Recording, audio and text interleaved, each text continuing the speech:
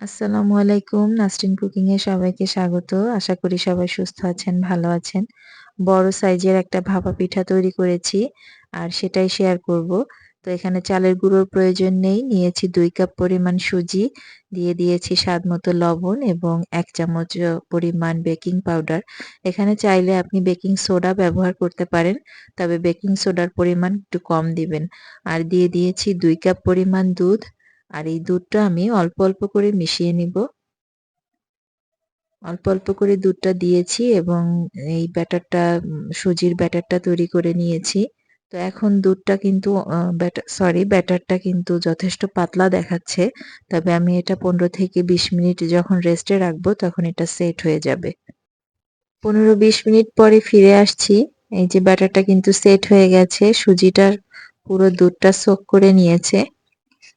এখন এটা দিয়ে আমি পিঠা তৈরি করব। তো পিঠা তৈরির জন্য কিন্তু একটা মোল্ড নিয়েছি। সেই মোল্ডটা হচ্ছে আপনারা যেকোনো সাইজের মোল্ড নিতে পারেন। আমি এটাতে পুডিং তৈরি করি সেই ধরনের একটা মোল্ড নিয়েছি। আর এখানে আমি তেল ব্রাশ করে নিয়েছি। চাইলে আপনারা বেকিং পেপারও দিয়ে দিতে পারেন। তো প্রথমেই কিছুটা সুজির ব্যাটার দিয়ে নিচ্ছি। অর্ধেকটা দিব। তো এটা ভালোভাবে ছড়িয়ে নিচ্ছি।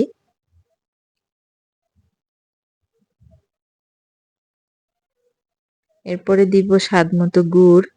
যে যেরকম মিষ্টি খেতে পছন্দ করেন সে সেরকম ভাবে গুড়টা দিবেন এবং প্রয়োজন মতো নারিকেল। নারিকেল গুড়ের পরিমাণ একটু বেশি থাকলেই বোধহয় স্বাদ একটু বেশি লাগে।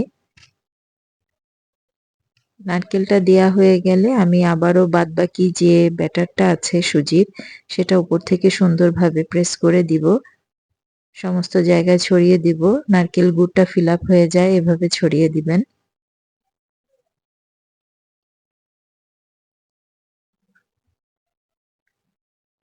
তো এই যে রেডি হয়ে গেছে বড় একটা ভাপা পিঠা তৈরি করার সমস্ত প্রক্রিয়া শেষ।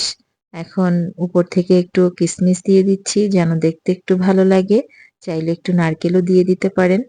এটা আপনাদের খুশি। আগে থেকেই চুলায় আমি স্টিম বসিয়ে রেখেছিলাম। তো পানি গরম হয়ে গেছে। এখন এই বাটিটা আমি ভেতরে দিয়ে দিব। তারপরে ঢাকনা দিয়ে দিব।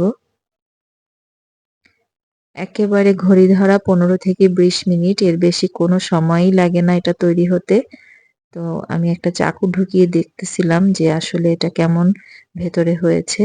একদম ক্লিন বের হয়েছে চাকুটা।